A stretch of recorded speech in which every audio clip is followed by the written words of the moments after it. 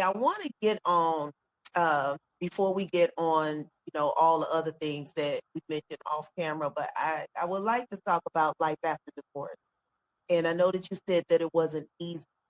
So, listeners, a lot of my listeners, and I'm sure a lot of your listeners and followers, if it's some type of nugget of advice that you can give the audience, what what can life after divorce look like?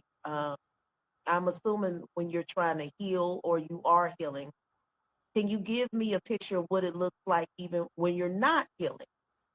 So I guess that's a two-part question. What does divorce look like when it's done in a healthy way? And what can divorce look like when it's unhealthy? And how can we get to the healthy?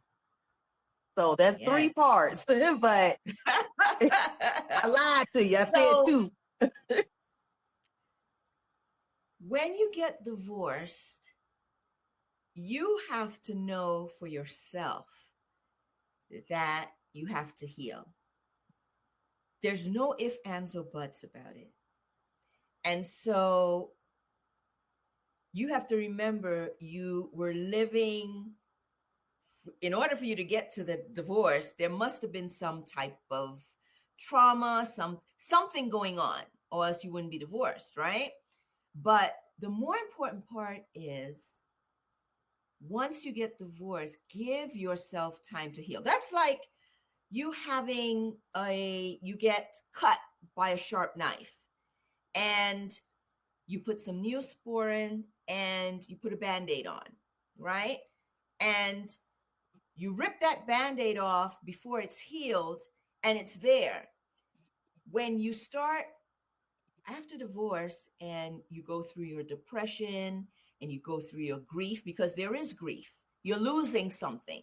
You're losing part of yourself because you're no longer married, or you're losing someone that you intended to build a life with. So you go through changes, depression, grief.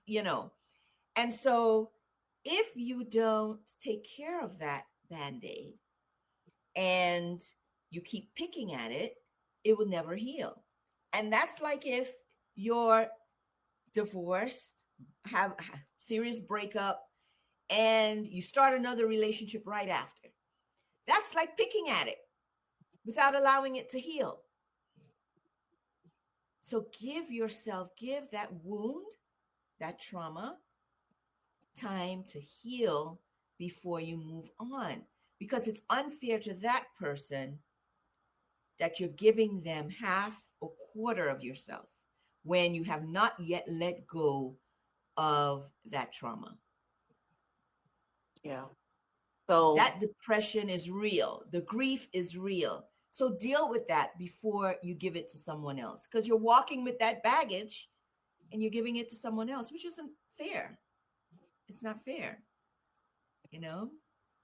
you gave us a pretty picture of what the healing portion, which I think a lot of people have a hard time with what healing looks like. I don't know. That's a whole nother topic, but healing looks different.